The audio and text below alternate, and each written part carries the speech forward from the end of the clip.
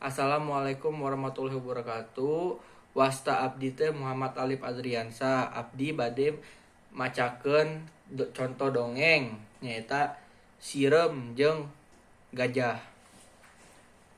Hiji waktu di Tegalan di Afrika aya hiji gajah keur ngadigle we lempang ngageyot di Tegalan.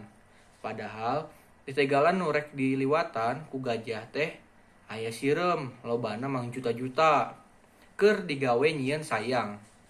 Kapan di Tegalan Afrika mah sirem teh nyariin sayangna marung cuhul patirung gunuk.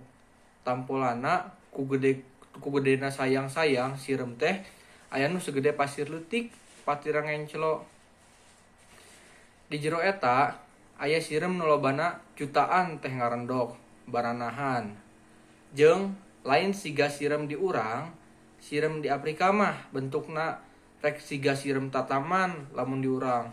Galak sabab mun geus ngarono mangsana bakal amburadul. Singa zebra oge teu mangga pulia mun geus dironom ku eta sirem mah. Ari minangka alat komunikasina antar sirem teh nyaeta antena. Opat jiga tanduk. Lamun hiji sirem Afrika manggihan kadaharan, antenana teh tinggal ulang mere kode jeung suara. Jauhna eta alat teh tiasa ribuan meter. Nya kusabab kitu mun hiji sirem menang kahakan dina waktu sababaraha menit, jutaan sirem tiasa nambrong hiji sato gede upamana singa nu geus rempo atawa zebra tiasa diserang ukur jam-jaman kari tulang talengna ungkul. Ngagehan ajak. Basa gajah ngaliwat ka eta Tegalan teh aya nu nangenan nyaeta manuk dadali. Manehna karunyaeun bisi sirem nu keur babarengan di jieun teh digele ku gajah. Nyaeta gajah teh dibejaan. Gajah kade lempang teh ulah noyot ka lebah dinya sabab sirem keur nyarieun sayang. Bisi katinca karunya euy. Ceuk manuk dadali ngingetan.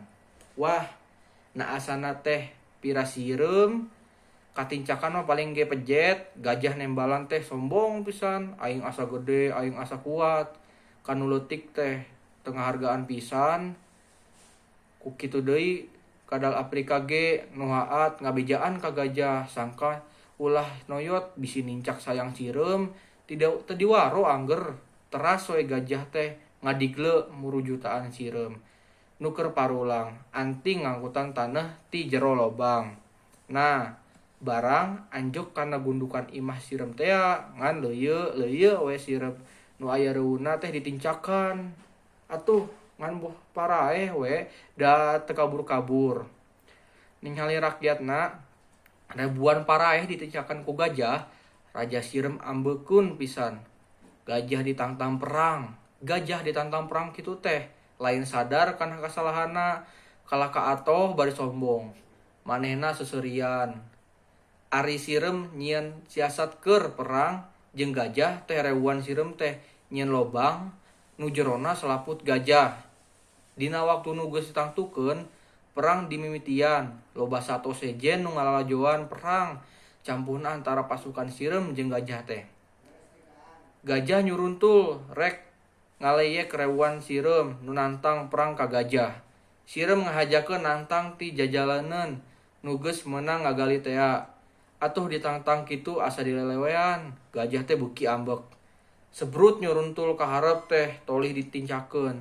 Atuh puguh we barang nepi kana lobang teh ngan gurawil we gajah teh asup kana lobang bari ti gurawil kana lobang.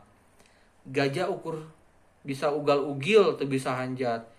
Sirem geus puguh nempo lawanna ti gebrus teh teu ngengkeukeun deui.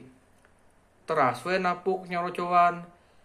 Teu dibere ampun beuki lila sirem teh beuki loba. Antukna gajah bocor karahayuan teu kuat ngalawan sirem nu cek ukuran mah sakitu leutikna lain tandingna. Sakitu wae ti abdi. Assalamualaikum warahmatullahi wabarakatuh.